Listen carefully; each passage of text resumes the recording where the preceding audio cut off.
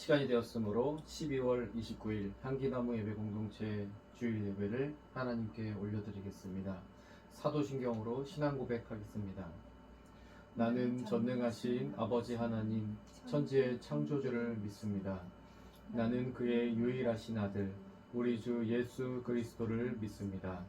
그는 성령으로 잉태되어 동정녀 마리아에게서 나시고 본디오 빌라도에게 고난을 받아 십자가에 못 박혀 죽으시고 장사된 지 사흘 만에 죽은 자 가운데서 다시 살아나셨으며 하늘에 오르시어 전능하신 아버지 하나님 우편에 앉아 계시다가 거기로부터 살아있는 자와 죽은 자를 심판하러 오십니다.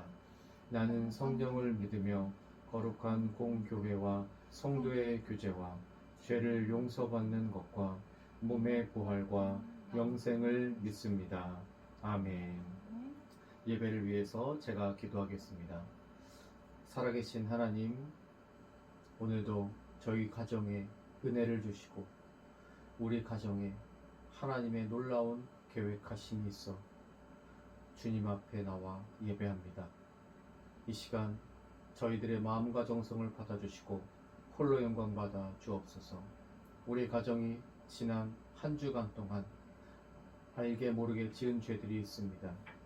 알고서도 내 유혹을 이겨내지 못해서 지은 죄들이 있고 나도 모르게 인간적인 나약함 때문에 지은 죄도 있습니다.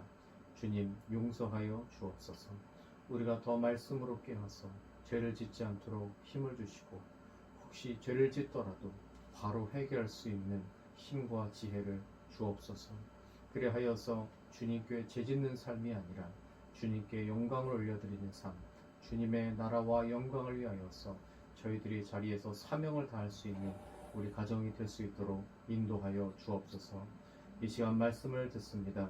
선포되어지는 말씀 가운데 우리가 귀 기울이게 하시고 그 말씀으로 은혜 나누고 결단할 수 있도록 축복하여 주옵소서. 예배가 마치는 시간까지 함께 하실 것을 믿사오며 이 모든 말씀을 우리를 구원하여 주신 우리 구주 예수님의 이름으로 기도하옵나이다. 아멘. 하나님의 말씀을 보도록 하겠습니다. 하나님의 말씀은 누가복음 5장 12절로 16절까지의 말씀입니다. 오늘 주신 말씀은 누가복음 5장 12절로 16절까지의 말씀인데 우리 한 목소리로 다 함께 합독하겠습니다. 예수께서 한 동네에 계실 때에 온몸에 나병 들린 사람이 있어 예수를 보고 엎드려 구하여 이르되 주여 원하시면 나를 깨끗하게 하실 수 있나이다 하니 예수께서 손을 내밀어 그에게 드시며 이르시되 내가 원하노니 깨끗함을 받으라 하신대 나병이 곧 떠나니라. 예수께서 그를 경고하시되 아무에게도 이르지 말고 가서 제사장에게 내 몸을 보이고 또 내가 깨끗하게 됨으로 인하여 모세가 명한 대로 예물을 드려 그들에게 입증하라 하셨더니 예수의 소문이 더욱 퍼짐에 수많은 무리가 말씀도 듣고 자기 병도 고침을 받고자 하여 모여오되 예수는 물러가사 한적한 곳에서 기도하시니라. 아멘. 오늘은 아무에게도 이르지 말고 라는 제목으로 함께 말씀을 나누도록 하겠습니다. 오늘은 예수님께서 어떤 동네에 계실 때에 있었던 일로 말씀이 시작이 됩니다. 말 그대로 예수님께서 어떤 동네에 계셨는데 그 동네에는 나병 환자가 있었어요.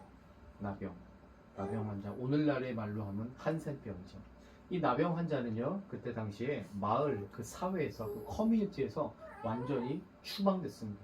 함께 마을에서 사람들과 살 수가 없었다는 것이죠. 그러니까 사회생활을 할 수 없는, 말 그대로 격리돼서 살아갈 수밖에 없는 사람들이었죠. 그리고 사람들의 시선은요, 불결한 죄인이었습니다. 사람들은요, 저 나병 환자에 걸린 사람을 불결한 죄인이다. 분명히 그에게는 너무나도 추잡하고 큰 죄가 있기 때문이다 라고 생각을 했습니다. 불결한 죄인이라는 오명을 씌웠고 또 저 나병 환자를 절대로 만지면 안 된다 라는 그런 인식이 있었습니다. 죄인이고 더럽고 만지면 안 돼. 그래서 저 사람들은 우리와 함께 살 수 없어 라는 그런 사람들이었죠. 그래서 완전히 추방당해서 살았는데 실제로 이 사람들은 요렇게 얼굴에 막 두드러기가 나고 온몸에 두드러기가 나는 정말 그런 끔찍한 병에 걸렸었죠. 그래서 이 나병 환자들을 향해서 많은 사람들이 저 사람은 저주받은 사람이라고, 저 사람은 가까이 하면 안 돼, 저주받았어. 또 어떤 사람들은 저 사람은 부정하고 불결해, 절대로 만지면 안 돼, 이렇게 나병 환자들을 대했죠. 그래서 이 나병 환자들은요, 즉 사람 취급을 받지 못했습니다. 오히려 동물보다도 더 못한 취급을 받았죠. 오히려 동물은 사회에 들어와서 사람들과 함께 살 수도 있는데 이 사람들은 아예 추방을 당해버렸으니까 사람 취급을 받지 못했을 뿐더러 동물 취급도 받지 못했던 사람들이다. 동물보다 더 취급을 못 받았다. 이렇게 우리가 인식을 하면 될 것 같습니다. 그런데 이곳에 예수님이 찾아오셨죠. 예수님이 찾아오셔서 그 예수님이 오셨다라는 그 얘기를 듣고 예수님이 그 동네에 계신다라는 그 얘기를 듣고 그 나병 환자가 예수님 앞에 가서 무릎을 꿇습니다. 그리고 예수님 앞에 무릎 꿇고 이렇게 얘기해요. 주님, 하고자 하시면 저를 깨끗하게 해주실 수 있습니다. 주님, 하고자 하시면, 주님께서 하고자 하시면 제가 깨끗하게 될 줄로 믿습니다. 이렇게 예수님께 고백을 합니다. 그러자 예수님께서 이렇게 말씀하세요. 내가 원하노니 깨끗함을 받으라.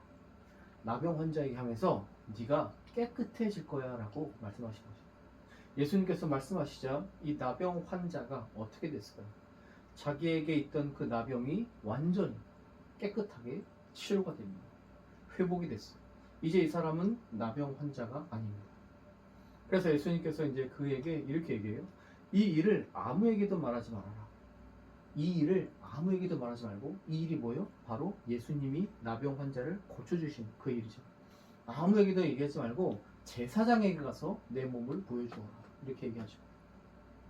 그때 당시에 왜 제사장에게 가서 몸을 보여줘야 되냐면요, 먼저 나병 환자가 치유가 되면, 나병 환자가 낫게 되면 제사장에게 먼저 가서 나 이렇게 낫습니다, 내 몸이 치유됐습니다 라는 것을 보여줘야 되고 확인을 시켜줘야 됩니다. 그리고 이 제사장이 오케이, 너 다 낫어, 이제 가도 돼 라는 그런 결정을 해야 그 사람이 집으로 돌아갈 수 있고 사회로 다시 돌아갈 수 있는 거예요. 그러니까 예수님은 이 사실을 알았기 때문에 제사장에게 가서 몸을 보여주라 라고 얘기한 거지. 근데 예수님께서 분명히 말씀하세요. 아무에게도 말하지 마라. 아무에게도 말하지 말고 제사장에게 가라 라고 한 거죠. 제사장에게만 가서 얘기하라고 한 이유가 있습니다. 왜 그랬냐면, 분명히 이 일이 소문이 나면, 나병 환자 고쳐졌다는 소문이 나면 사람들이 몰려들게 되잖아요. 사람들이 몰려들게 되고 내 병도 고쳐주세요, 내 병도 고쳐주세요 하면서 예수님을 막 찾아오게 되니까, 이런 일들 때문에 예수님은 제사장에게만 가서 얘기하라고 그러고 사람들에겐 얘기하지 말라고 했던 거죠. 그런데 소문은 퍼졌습니다. 사람들이 모여들었어요.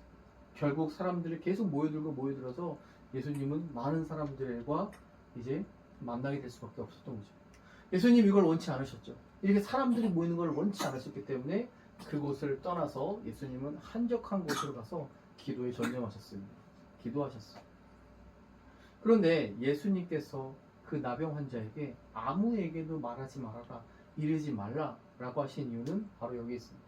볼게요. 예수님이 이 땅에 어떤 존재로 오신 것일까요? 예수님은 어떤 존재로 오셨죠?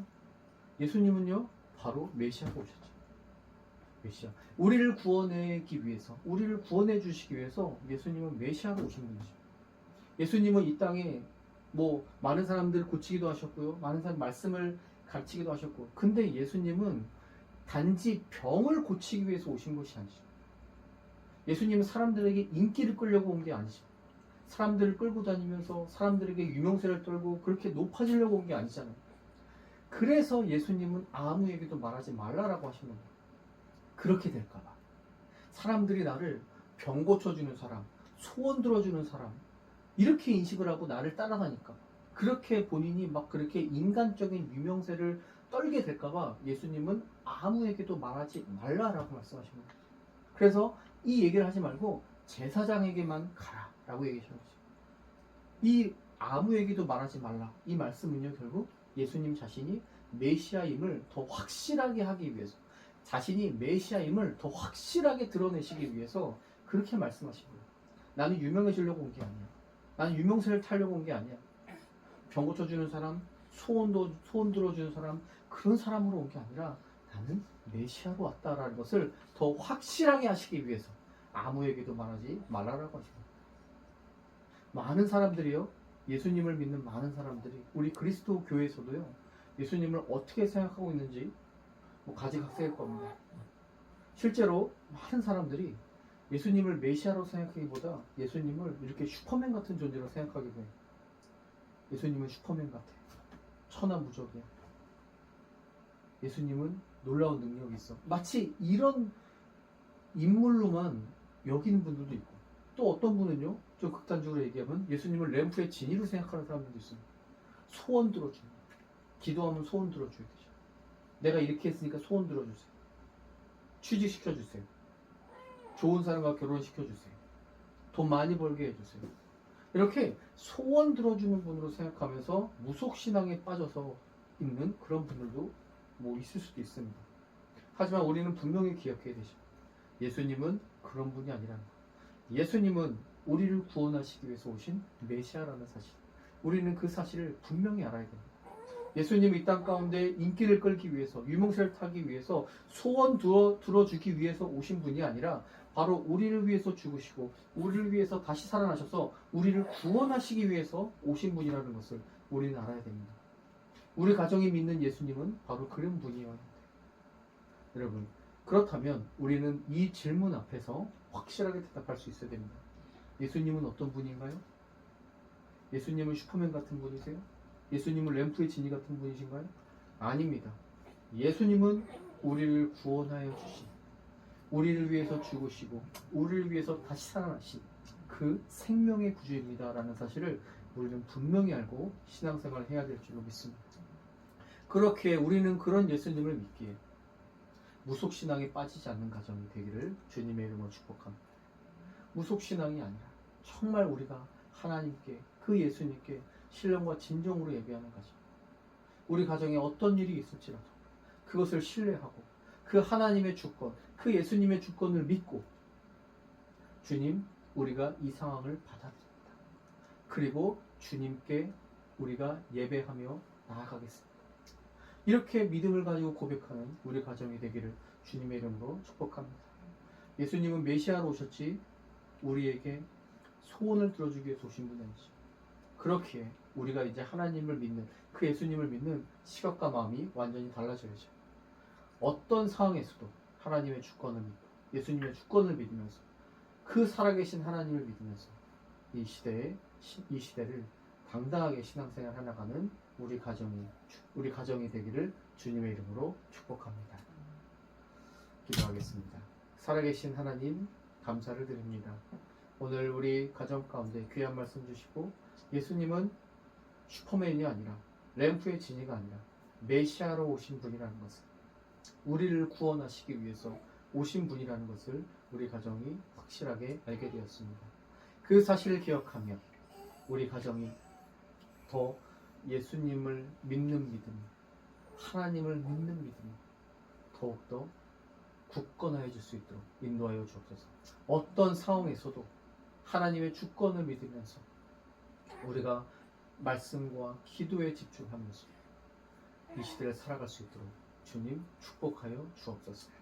이 모든 말씀을 예수님의 이름으로 기도하오며 이제는 우리 구주 예수 그리스도의 은혜와 아버지 하나님의 크신 사랑하심과 성령 하나님의 위로 교통 인도하심이 이제 하나님의 주권을 믿고 하나님께서 하시고자 하는 대로 우리가 순종하고 믿고 따라가고자 하는 우리 가정 머리 위에 이제로부터 영원까지 함께 하시기를 간절히 축원하옵나이다. 아멘.